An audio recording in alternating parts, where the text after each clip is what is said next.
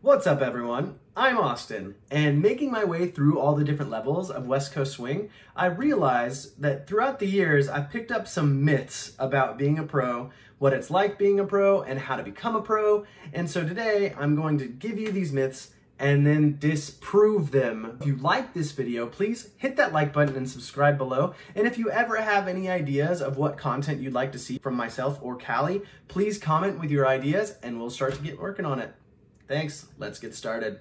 So this first myth that I'm gonna talk about is that all the pros live a life of luxury. I would always see these pros getting to travel everywhere, and I would always see pictures in their lounges and first class tickets and all this stuff. So I had it in my head that being a pro is this life of luxury, and that's just not true. I recognize a lot of people do have status on airlines and they do get to fly first class, but that's because they have the status. It is incredibly easy to get status as a professional because of the amount that we travel, but it is not included. All of those things that are luxury items, they are apparent, but the thing is you have to work for them, you have to earn them, and they always come at our own expense. Another myth that I believed when I first started this dance was the fact that all pros get paid the same. And that's just not the case. Every professional couple is different, every contract is different. The thing is, we have all these different expertises and all these different experiences, and depending on what the event needs, we get paid differently. If I'm going to be teaching, going to be judging, if I'm going to be performing, if I'm going to be doing workshops, all of those different things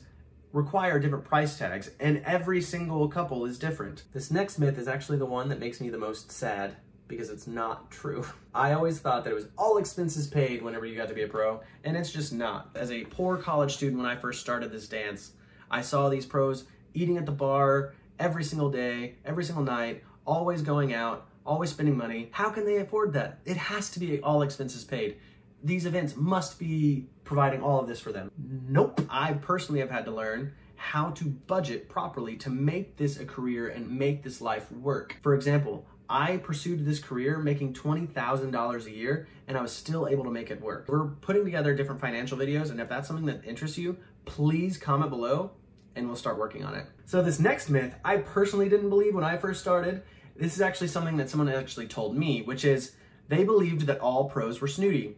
And I always think this is so funny because the person that told me that were like, oh, I forgot that you and Callie are professional dancers because you're not snooty and you're not mean. Not all pros are mean. Not all pros are snooty. We do want to talk to you. You do not have to be afraid of us. We're not going to bite. This next myth is Callie and I's favorite myth. You're so naturally gifted, and oh, you must have been so good at this from the beginning. You're a natural. Not true. Both Callie and myself were not natural dancers. Not every pro you see was always the best dancer out there. It takes work, it takes effort. If you saw videos of both Callie and myself, which we have, you would not be like, oh, they're gonna be professional dancers. You would look at us and be like, maybe you should choose a different career path. This next myth is really, really easy to disprove. I hear it all the time. Oh, all the pros started when they were real little and they've been doing this since they were kids. Started when I was in college.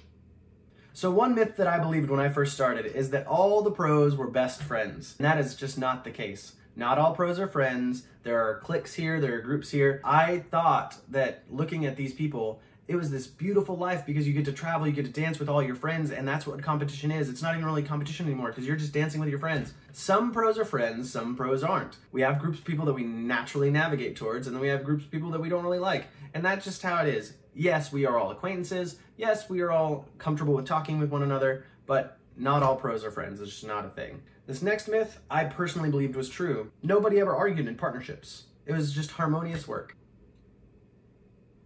That's just not true.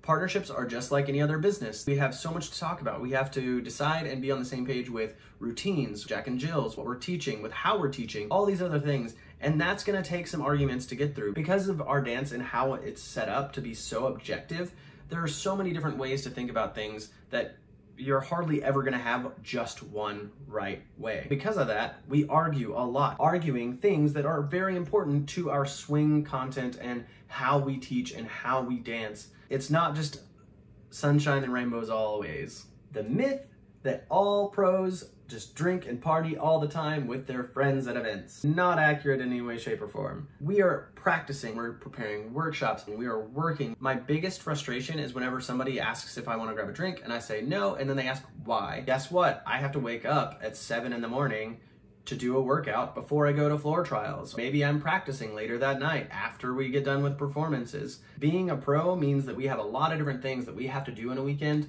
and that doesn't mean that we're always going to be drinking and hanging out with our friends. This myth is the fact that all pros are extroverts, and that's just not the case. Some of these people that I perceived as being extroverts are extremely introverted.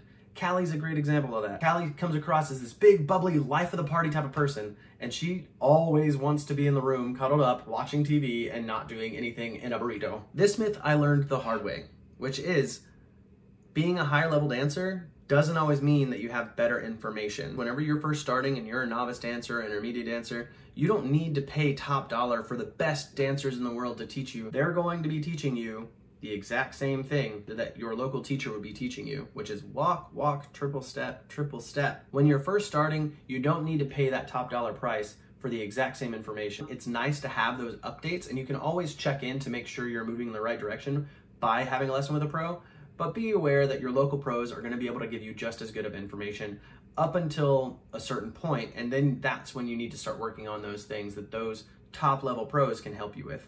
Another myth that I personally believed is the fact that once you became a pro, you're good and you don't need to work anymore. And that's just not the case.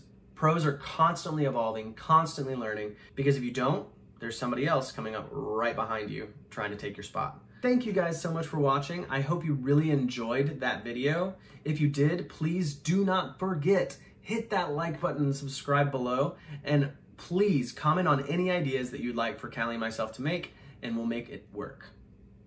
See you next time.